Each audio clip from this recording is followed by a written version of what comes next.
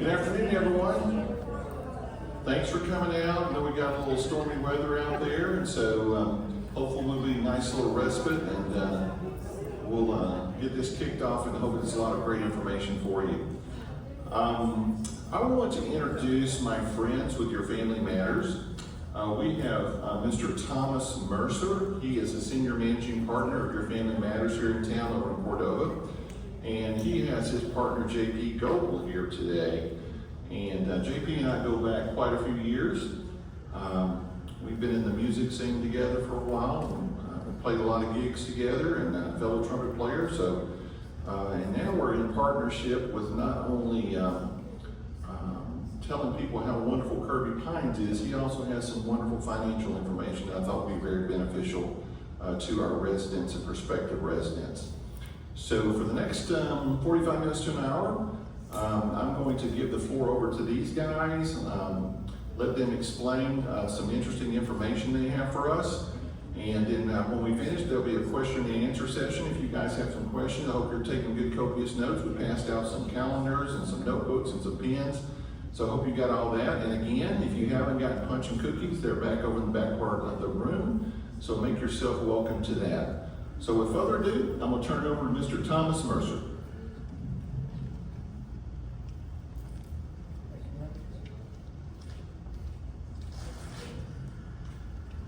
Good afternoon, everyone. My name is Thomas Mercer.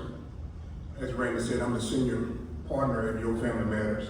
And I wanted to introduce our speaker for this afternoon, one of our partners there at Your Family Matters. JP is a unique type of person. One of the things that we learned a year ago when he came to Your Family Matters is it's hard to find a competent CPA, certified financial planner, and a Christian. That combination is hard to find. And when we did, we saw and we chased after JP because he is the type of person that we wanted with the firm, because he represents so many great things that we are trying to portray as Your Family Matters. And he's done an excellent job. And one of the things we really love about him, because he's very smart. that's one of the other things. But the other thing is he's very honest. And we'll be doing planning sessions. And one of the things that JP says a lot, I don't feel comfortable doing that. And so that means that he's not going to do anything to a client that he feels is wrong. And you can't find that. And it's hard to find that. And so without further ado, I'd just like to introduce JP as our speaker for this afternoon.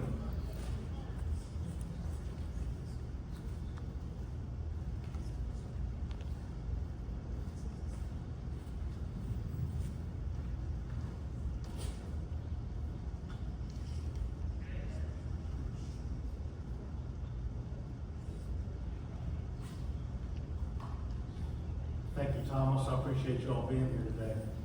I'm going to cover a lot of very exciting topics today. We're going to talk about long-term health care. We're going to talk about retirement planning. We're going to talk about taxes. If you get bored, if you need to get up and walk around to wake up or stay awake, feel free. You're not going to hurt my feelings.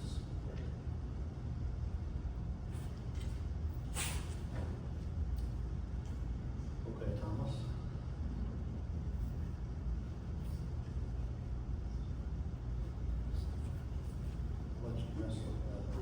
So we are, at Your Family Matters, we're a registered investment advisory firm. We're located in Cordova. We do tax planning, we do retirement planning, we do estate planning.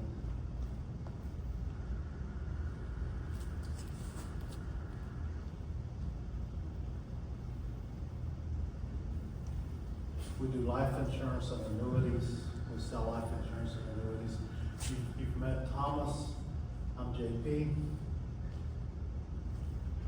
I'm a certified public accountant. I'm licensed in Tennessee, Texas, and Mississippi. I'm a certified financial planner. I'm a registered investment representative.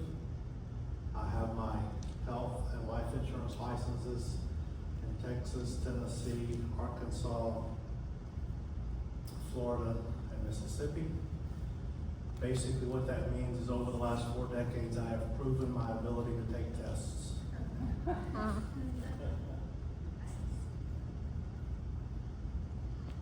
From March 2023 to March 2024, we saw prices for hospitals and related services increase 7.9%. Outpatient services increased 8.3%. Inpatient services increased just over 7%. Nursing home care is up 3.9%. And the Consumer Price Index, CPI, what we normally say is inflation, was up 3.5% in that 12-month period of time. But there's some good news. The good news is prescription drug costs were only up 0.4%. And physician services were only up 0.7%. But the economist in me wants to go back longer term than just some random 12-month period, especially during a 12-month period when the administration was focused primarily on one thing: lowering the cost of health care. So if we look at the last 20 years, the Consumer Price Index has been 3.2%. Long-term health care inflation has been 5.21. So we look at it, what all of us in this room are most concerned about is what? Long-term health care and inflation. As we get older, our priorities change. All of us used to be worried about paying education costs. None of us are worried about paying education costs anymore. Maybe we're worried about that for our grandkids. The distribution of the U.S. population as of 2023, 17% of our population in the United States, 17% are adolescents. We just call it 0 to 14 years old. 18% is what this chart has labeled as elderly. Elderly is 65 and above. I don't consider 65 elderly any longer. I used to. And then working age, that group between 15 and 65, I don't really think 15 is working age. But that group is 64% of our population. How many die young? Well, let's use this term loosely. We've all heard that the Bible promises us 70 years life, right? Did anybody know where that comes from? Anybody give you that scripture reference? So you can learn something today. Psalm chapter 90, and I believe it's verse 18. Psalm chapter 90 says, we have a lifespan of 70 years. And anybody know what the next part of this verse is? If you're strong, 80. A lifespan is 70 years, but if you're strong, 80. How many of us would like to be strong? Like to be strong. If we look at our statistics from the U.S. statistics, 24% of Americans will live to be 90. 24%. So 24% live to be a score longer than the Bible suggests. We'd be very careful not to say promises. Does the Bible promise us 70 years? Absolutely not. It suggests 70 years. And if we're strong, 80. What if, this slide, you've heard the saying, figures lie and liars figures. This is kind of one of those slides. So if you're 65 and you're a woman, if you're 65 already, how many of you in here are 65 or more? If you're 65 already and you're a woman, you have a 42% chance of living to 90. If you are 65 years old and you are a man, you have a 31% chance of living to be 90. So if you're a man, you have almost a 1/3% chance of living to be 90 if you're alive now and you're 65 or more.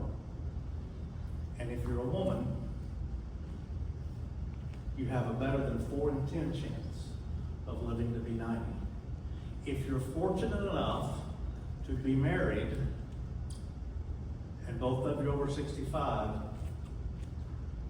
there's only a 13% chance that both of you live to be 90.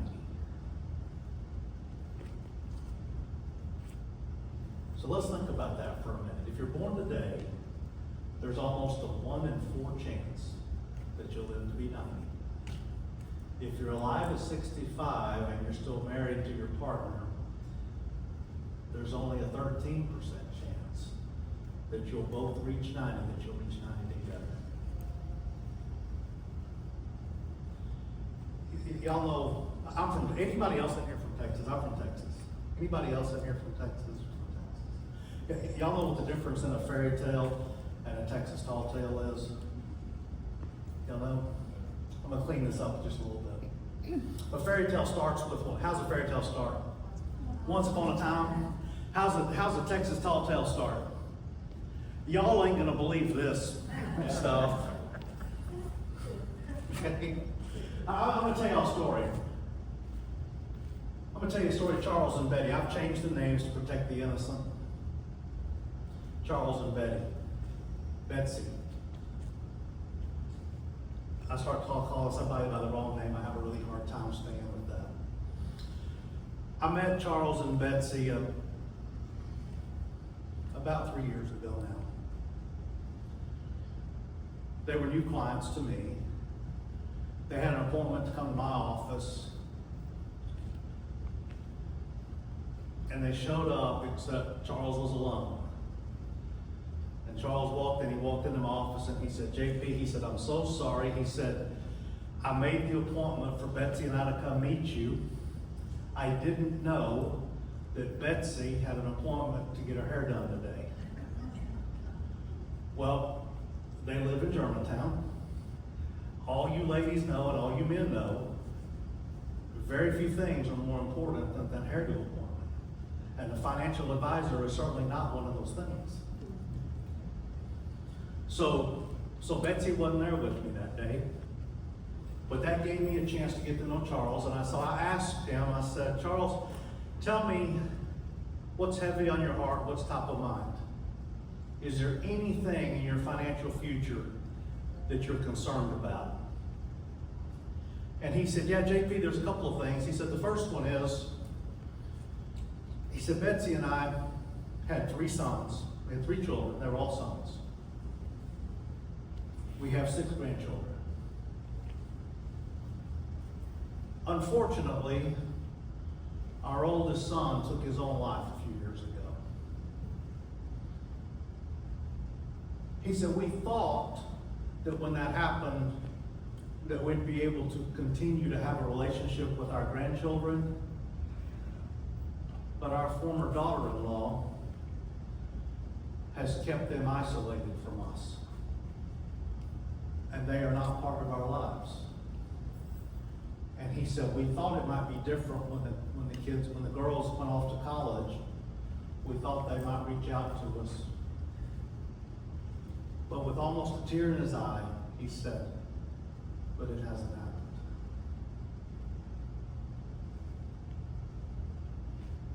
And I said, and so how does that impact your will? And he said, well, he said they would inherit 1/3 of our money if we don't do something different. I said, is that what you want to have happen? And he said, we don't really think it is. I said, okay, that's one thing. What's the next thing that bothers you? He goes, well, he said, JP, he said, I met Betsy when we were in college. He said, I'm 3 months older than Betsy. We met our freshman year in college. We went to school together for 4 years. When we graduated, we got married shortly after graduation. He said, my wife went from living in her father's house to now she's married and lives in my house. He said her dad took care of all the finances when she was young, and I've taken care of all the finances for all these years we've been married since. He said, my wife doesn't have any idea how to write a check, much less balance a checkbook. He said, when our bank account statement comes every month in the mail, she doesn't want to open it. When our investment accounts statements come at the end of the month, it sends her into a panic, thinking she has to open that and look at them. He said, as a result of that, I have made a promise to Betsy. I have promised Betsy that I would outlive her so that she doesn't have to deal with this. He said, but JP, the longer this goes on, the more concerned I am that I can't keep my promise. And if I can't keep my promise to her, what am I going to do? So Charles brought up two things in that meeting. The first one was they had very well established estate plans. But something changed. And all of a sudden, the estate plans that they had had in place for 2 decades were obsolete. And the other thing that he had was he had a ticking time bomb of how to care for his wife should something happen to him.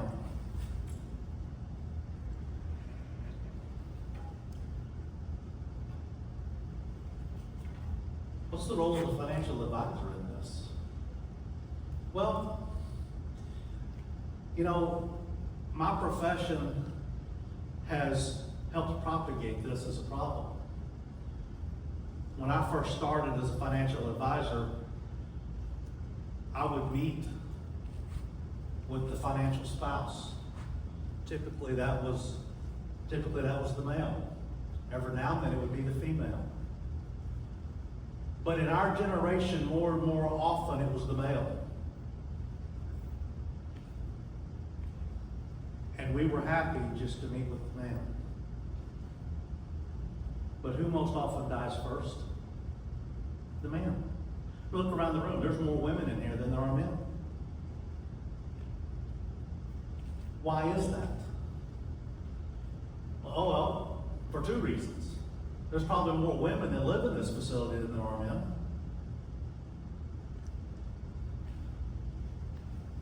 But women at our age, at my age and older, your age, don't know these things. There's a thirst for knowledge of this stuff that women don't have, and they don't know where to go for guidance, and they don't know who to trust. And when I was here before, we talked about fraud.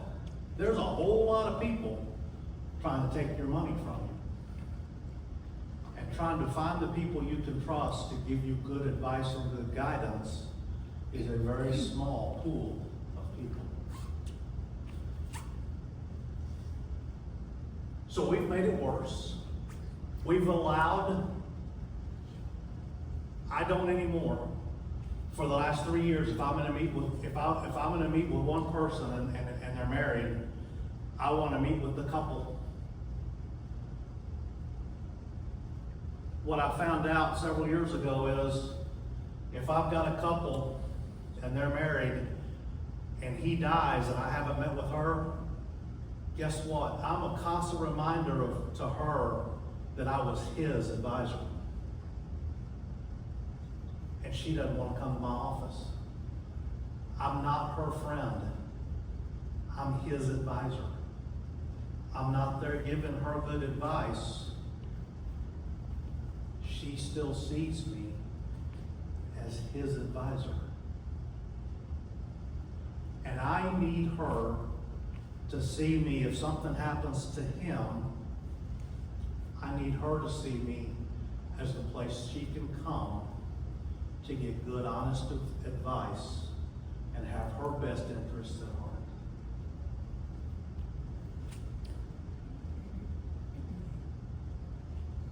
But not only may not the non-financial spouse who's left behind need a financial advisor, if she doesn't know the financial advisor, she probably doesn't know the tax accountant. She may not know the estate planning attorney, although she's met the estate planning attorney. She at least had to sign stuff. So she's at least met the estate planning attorney. You know what the difference in an estate planning attorney and me is? They're expensive. I'm cheap.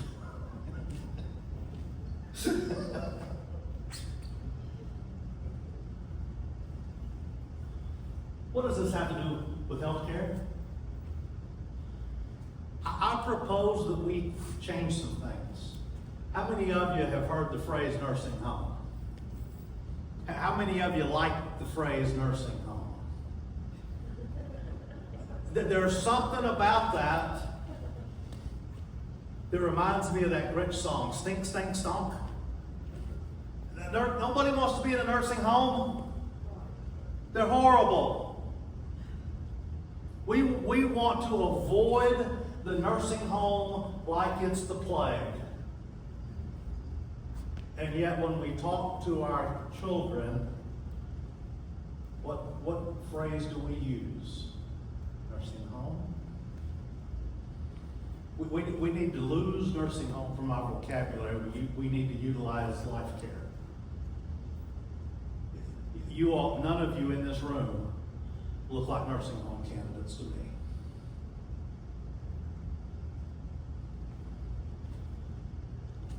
We need to stop talking about nursing homes. We need to use the term life care. We need to change the timing of these discussions from later in life. We need to talk about it earlier in life. You know, I was in a seminar a few years ago, and I heard an advisor say that one of the things that we need to change in America, you know, we all have heard that we should not talk about two things in mixed company, right? What are they? Politics and religion, right? I heard it from the back. Don't talk about politics and religion in mixed company. Talk about that when you're at home with your family. Let me tell you two things that we don't talk about at home with our family that we need to. Personal finances and sex. I'm 60 years old. I wish my dad had taught me more about sex than the way I learned about sex. I learned about sex the way most of you in this room learned about sex. Through experimentation with somebody my age. That's not what we need to do. And yet, we do the same thing with personal finances.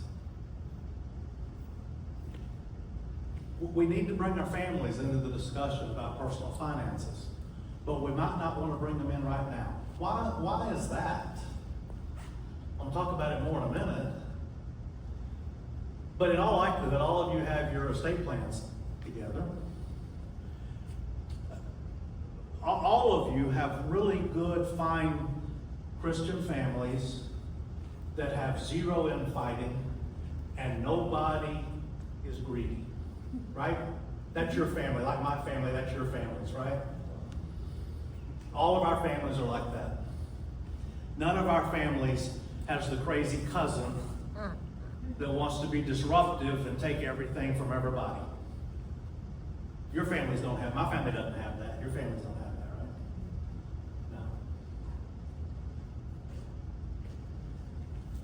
No. We've seen families that the kids work really, really hard to keep the parents in the parents' house. not because that's in the best interest of the parent, but because the children are trying to save that inheritance for themselves. And it's sad. And so we get to the point of having to discuss life care. Who do we have that we can talk to about that? Now, I've painted this with a broad brush. Some of you have been able to talk to your children about this and get very good advice and very mature advice from your kids. But I will not ask for a show of hands because I'm fearful that it's not 100%.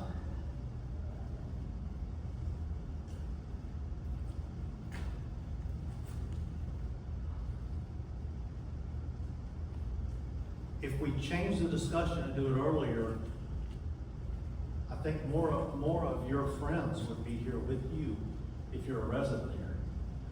Because we start removing some of the question marks about long-term care. When I'm doing a financial plan for my clients, and we're carrying this out to age 90, 96, my financial plans, I carry to 96 these days. I mean, there's a 24% chance they're gonna live to 90. If they live past 90, I don't need the money running out at 90, and 24% of them are alive. Fortunately, some of my clients are not the healthiest. But no, I plan to 96. If longevity is in their family tree, I plan longer than that. Because they may live longer. And so we've got a plan for us to live longer. If you're here, you don't have that kind of worry that most of my clients have that aren't here. We're trying to figure out how to make sure that they live long enough, and if they run out of money, we're trying to find a nursing home that takes 10 care. And it breaks my heart, but I tell you in all sincerity, that's where some of my clients are today.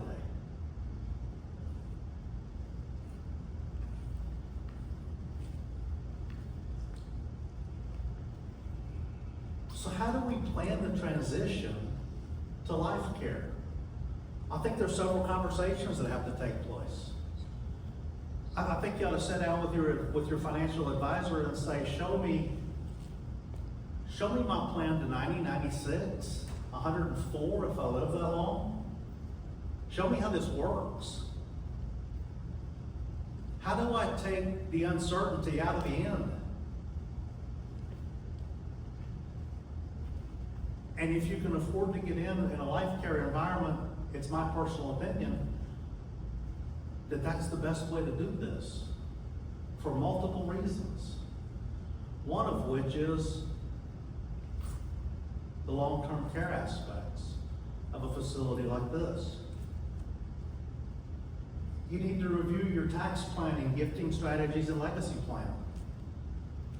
How does this affect my legacy plan? What I want to leave my children if I say yes to life care?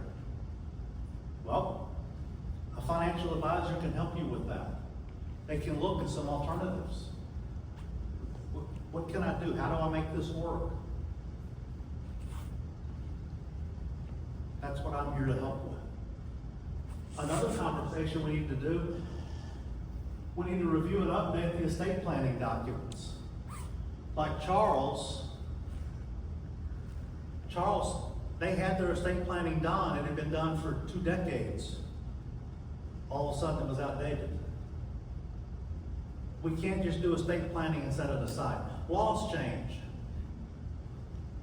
If the law changes, things are different. We've been operating under an estate tax plan that has sunsetted, that sunset's looking to end at the end of this year. If Congress doesn't extend the estate tax, all of a sudden the estate taxes that have been seems like for most of us, $1,004,000,000, the estate taxes could come back down to something that some of us not be affected by. Mississippi's estate tax was at $6 million. $6 million is not that much money to some of you. May as well still be $1.3 trillion to me, but to some of you, that might be a big deal. And then we need to review this plan with the family. Maybe before we redo the estate plan, or maybe not. Depends on your family. But you can use your financial advisor to facilitate those discussions.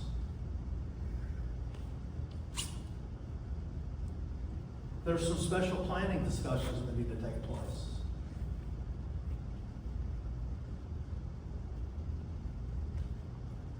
We need to talk about who ought to be in charge of your will or your trust. Who should be the trustee of your trust? Most of us we don't think about it. We just assume it ought to be the oldest. If your oldest is a hippie and your youngest is a tax accountant, I would choose the tax accountant. All other things being equal. Being the trustee of a trust for your parents is not a rite of passage. It's based on the gifts of the children. Not all of our children have the same gifts. Thank goodness.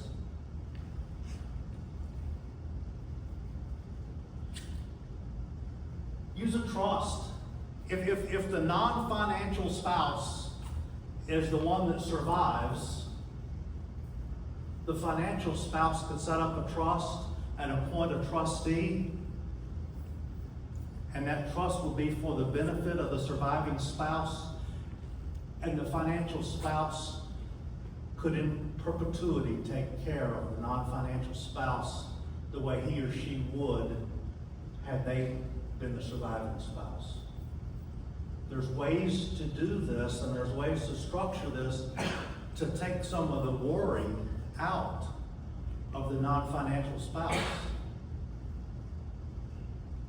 But we don't do it mainly because we don't know how to do it, and nobody's ever talked to us about it. And so we don't know how to go about handling this. Plan for the widow's tax. I'm going to talk about that. I'm going to camp out on this for a minute. The widow's tax is a little known tax penalty. Have any of you heard the term widow's tax? Any of you know what I'm talking about? Don't be ashamed, don't be embarrassed, because I want you to know what I'm talking about. So, what happens when one spouse passes away? How many of you have heard this? When one spouse passes away, don't do anything for a year. How many of you have heard that? I've heard that. Let me tell you something. That is wrong. And I'll show you why. But here's the problem. You shouldn't jump into anything. But if the financial spouse can help this, here's the problem. When the year that your spouse dies, let's say your spouse passed away in March. In March, your spouse died, and we get to the end of 2024, and I lost my spouse in March. I can file married filing jointly that year. What happens the next year? Well, the next year, and I'm talking to our group and our age, how many of you have children under the age of 17 living at home with you? I see no hands. Yeah, me either. Okay? So this statement applies to those of you in this room. This is not a blanket statement about taxes, but it applies to all of us. Next year, the year after, okay, 2026, I have to file as a single taxpayer. What does that mean? Let me give you a couple of examples as to what that means. The first one, and I don't know if you can see this, I wish I could blow that up, but okay, I can't. So the first one, the left column is married filing jointly, and we have income of $94,200. That's made up of Social Security, a pension, interest, primarily from money that was invested in CDs, capital gains, any adjustments to income, whatever, $94,200. Married filing jointly, we are in the 12% tax bracket. This couple had been married for 50 years. The financial spouse was the man. Man died last year, 2024. The widow files taxes for 2024, married filing jointly. She's in the 12% tax bracket. Next year, if nothing else changes, what's her income going to be next year? $94,200.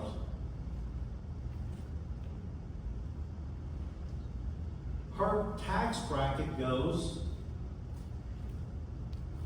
from 12% to 22%. And she didn't do anything. She made no more money. She lost a spouse. It's the same thing that divorced couples go through, except in divorce there's a choice. There's no choice in death, generally speaking. Okay? Now, I don't say that to offend, I'm divorced. I don't say that to offend any of you who happen to be divorced. But that's the widow's penalty tax. All of a sudden she goes up. So now what do we have to do? Well, Congress has been talking about, how many of you have heard, let's make Social Security not taxable? Everybody's heard that. That sounds exciting, doesn't it? Have you read the fine print yet? No. It is. What Congress is discussing right now is a way to make Social Security recipients whole by saying if your adjusted gross income is less than $75,000, we're going to give you a tax credit equal to what we would have taken out, or equal to what we did take out of your Social Security payments. It's not a monthly increase in your Social Security pay. It's a refund of the taxes that you have paid when you file your return, as long as your adjusted gross income is less than $75,000 for a single person. Most of you in this room have no way that you're going to make it down to $75,000 as an adjusted gross. You're not. So when your spouse dies, your marginal income tax rate's going to go up. How do you prevent that? Well, there's some things you can do. One thing you can do,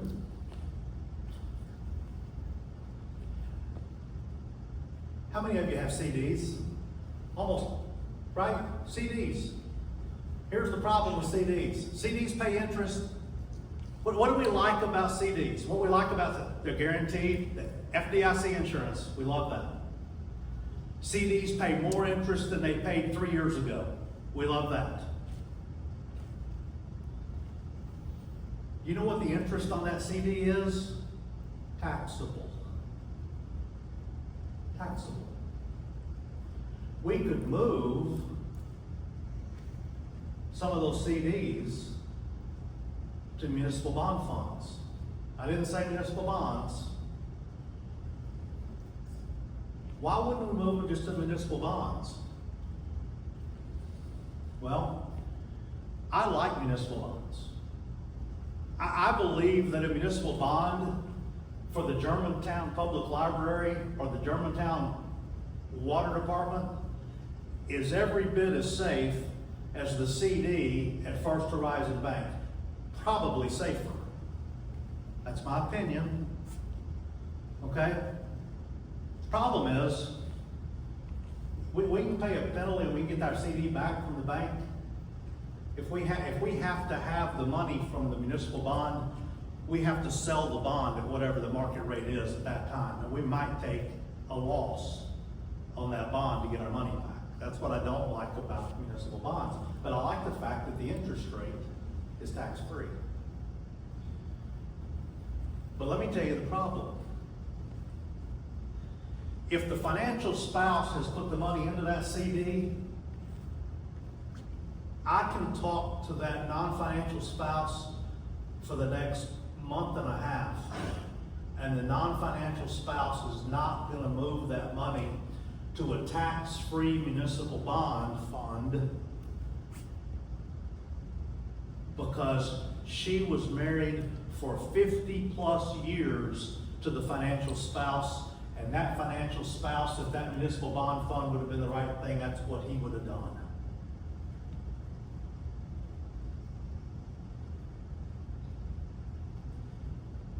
Does that make sense? My parents bought a house in the late 70s. My dad, like a lot of your parents, said, don't buy things on credit. If you have to buy your house with a mortgage, pay the house off as soon as you can. You know when my dad said that? Did anybody remember what mortgage rates topped out at in 1981? 16%. You know why our parents said pay your house off? Their mortgage rates were 15%. Had their mortgage interest rates been what our mortgage interest rates were 3 years ago, 3%, 2.5%, that wouldn't have been what our parents told us to do. Not when we could make 15% in the market. They wouldn't have told us to pay off your house. Our parents said pay off your house because financially it's what made the most sense. The financial spouse, when they go, if they were here, they would tell the non-financial spouse, in finance, almost always the best decision is pick the big one. That's almost always the right answer. All other things being equal. Pick the biggest tax return. Pick the biggest tax refund. Pick the thing that leaves more money in your pocket and sends less to Uncle Sam. If you have to bundle your charitable giving, bundle your charitable giving and itemize your deductions. If your RMD is going to raise your income from a 26% or a 24% to a 32%, don't take the RMD. Send the RMD to a charity, or send enough of the RMD to the charity that you stay in the lower tax bracket. This example is exactly that. I have a client. She's a widow. She's dealing with this right now. Her husband was a school teacher. She was a stay-at-home mom. They had a son. He got a very rare form of dementia and died at the age of 42.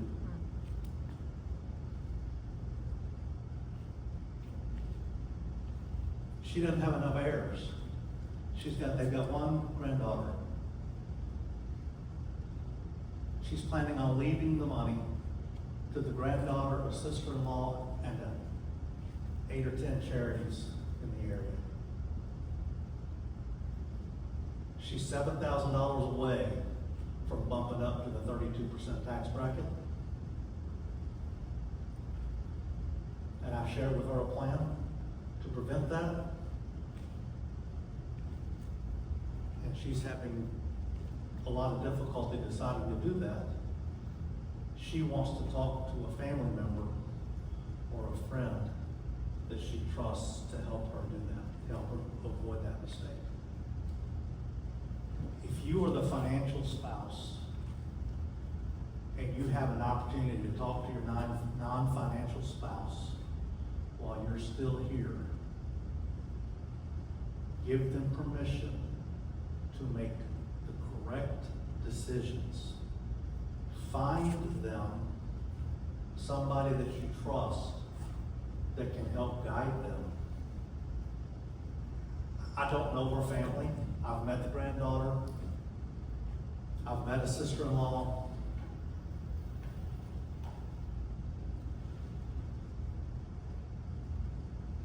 I don't mean this to sound the way it's going to sound. I don't know anybody in her family that knows as much about this as I do.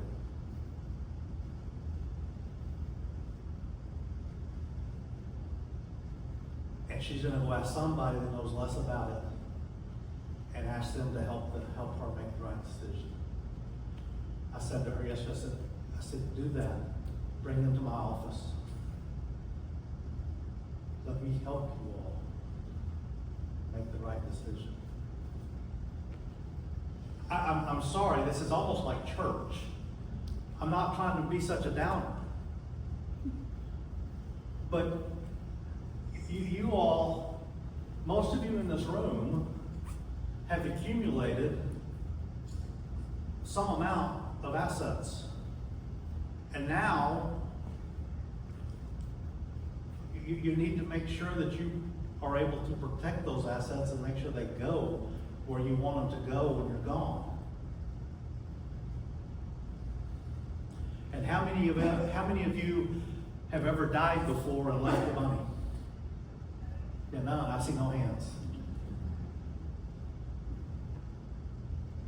You got one shot at this, and the chance that you do it well on your one chance by yourself,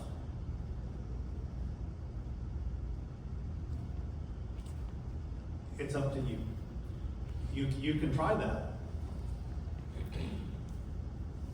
Or you can seek professional help. And we're here to help. And we're here to guide. And if you need to bring your friends, that's great. We'll talk to them. If you need to bring your kids, we'll talk to them. But I'm interested in what your thoughts are and how you want to make this work before we bring the kids into that discussion. Anybody have any questions? Like I say, I'm not trying to make this depressing in any way, shape, form, or fashion. But if you want to get in touch with us, here's phone numbers. Again, I'm JP. I'm happy to help. Thomas is over there. He's happy to help. If you don't like us, Randy's over here. He's happy to help. We want to help. For those of you that live here, congratulations. I think you've made the right decision. For those of you who are contemplating living here, if you have questions about that, let me know. We're here to help. Randy's here to help. Okay? What questions do any of you have?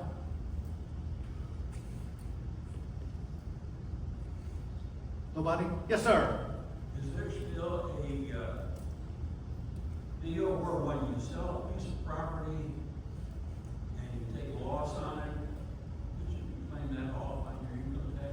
When you sell a piece of property, so we're talking just it's a regular piece of property. You're talking about your house.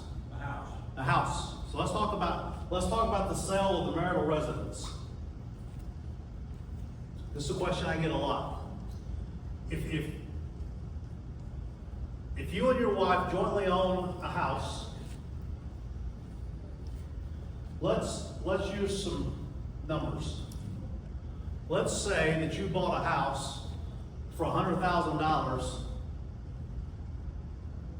50 years ago. Okay? And you and your wife jointly own that house, and you've owned it 50 years, and now you sell that house. Both of you are still alive. We sell the house. There is a one-time exemption for capital gains on the sale of a marital residence that is $250,000 a person for your marital residence. So, sir, if your wife is still alive and you sell that house for $600,000 that you paid $100,000 for, you've made $500,000. You get $250,000 exemption from the capital gains. Your wife gets $250,000 exemption from the capital gains, and you owe $0 in capital gains tax on the sale of your marital residence. Yes, sir.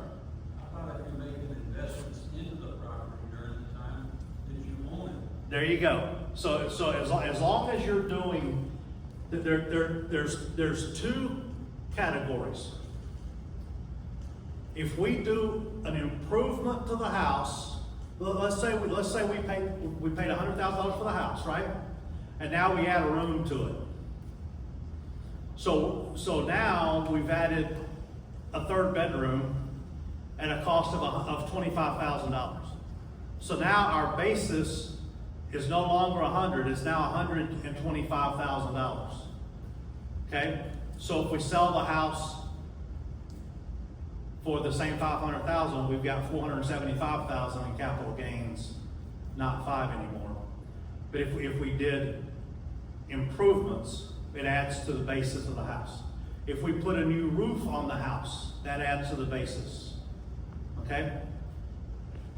If we get a plumbing leak and we have to go repair the plumbing, well, now we haven't increased the basis any. We just did what we had to do to keep the house in good working order. So if we do a repair to the house, we don't add basis. That's just regular cost of living there. But if we do an improvement to the house, if we add a room, if we add a swimming pool, if we add a lake, whatever. I had a client in Michigan. This client bought this house 40 years ago. It was a nice size ranch style house on several acres of land. But he had a vision of what he wanted to do to this house. They hadn't lived there very long when he had bulldozers come in and they dug out some of this land and they turned this acreage at the back of their house into a pond. And they stocked it with fish. And they put a pier, they put a dock out there on it so that they could walk out on the dock and fish off the end of the dock.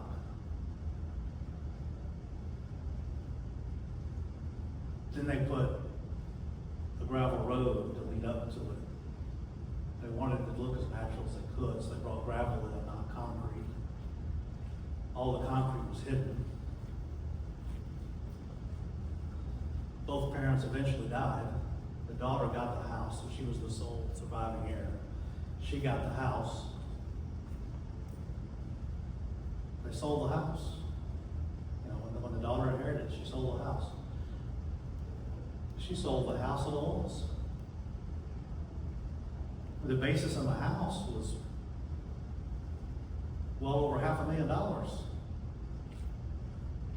She sold the house at a loss. She just carried the loss forward for a few years until they closed the estate and everything went away and they were fine.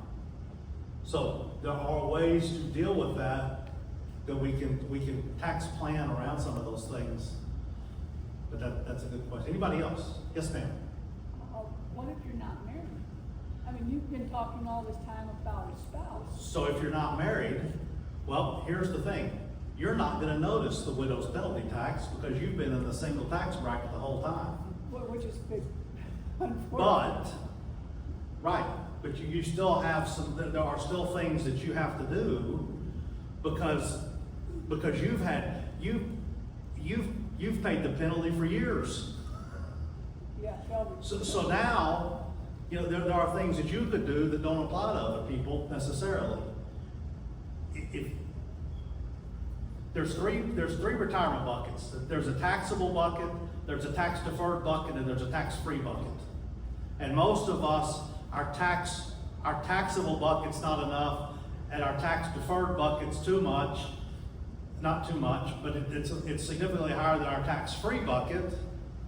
And so we've got to take, if we can get money out of that tax deferred bucket and put it in the tax-free bucket,